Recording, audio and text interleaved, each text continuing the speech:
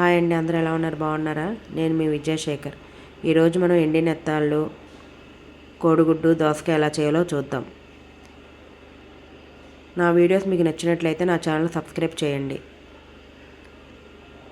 ముందుగా ఒక కోడిగుడ్డు, ఎండి నెత్తాళ్ళు, 2 పచ్చిమిరపకాయలు, ఒక పావు కేజీ దోసకాయ, 2 ఉల్లిపాయలు తీసుకోవాలి. ఆ చేపలను నేను కట్ చేసినట్టు కట్ చేసుకోవాలి.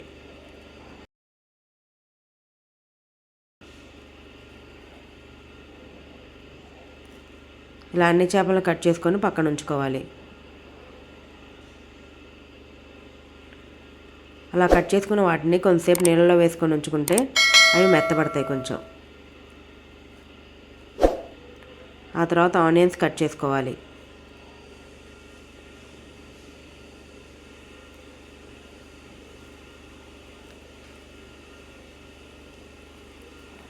నేను కొంచెమే చేస్తున్నానండి, మీకు కావాలంటే ఎక్కువ క్వాంటిటీలో చేసుకోండి. 2 పచ్చిమిరపకాయలు కూడా కట్ చేసుకొని ఉంచుకోవాలి.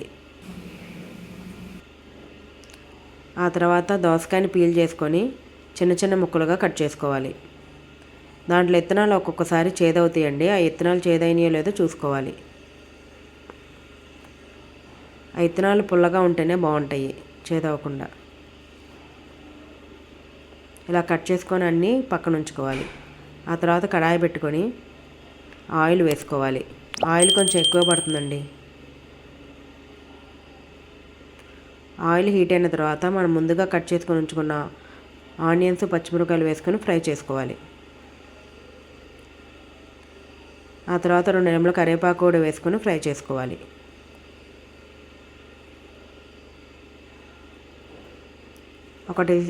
ఒక టీ స్పూన్ అల్లం వెల్లుల్లి వేసుకొని ఫ్రై చేసుకోవాలి.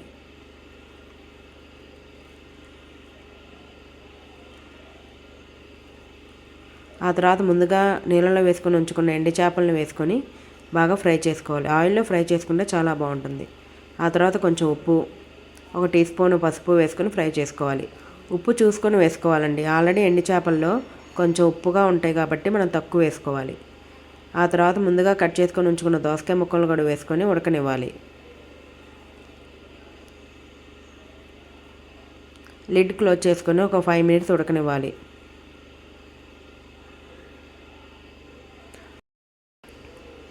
ఆ తర్వాత 2 టీ స్పూన్లు కారపొడి వేసుకోవాలి.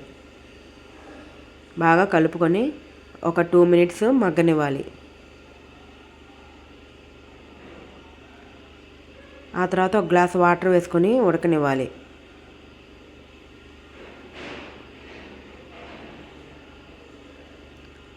ఒక 5 మినిట్స్ ఉడికిన తర్వాత మనం ముందుగా ఉడకబెట్టుకొని ఉంచుకున్న కోడిగుడ్డు కూడా వేసుకొని ఒక 5 మినిట్స్ ఉడకనివ్వాలి.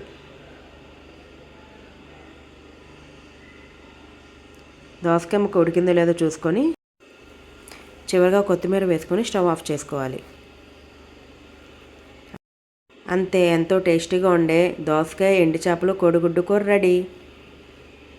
నా వీడియోస్ కోసం నా ఛానల్ సబ్స్క్రైబ్ చేయండి. ఈ రెసిపీని మీరు కూడా ట్రై చేసి ఎలా వచ్చిందో నాకు కామెంట్ చేయండి. థ్యాంక్ యూ అండి.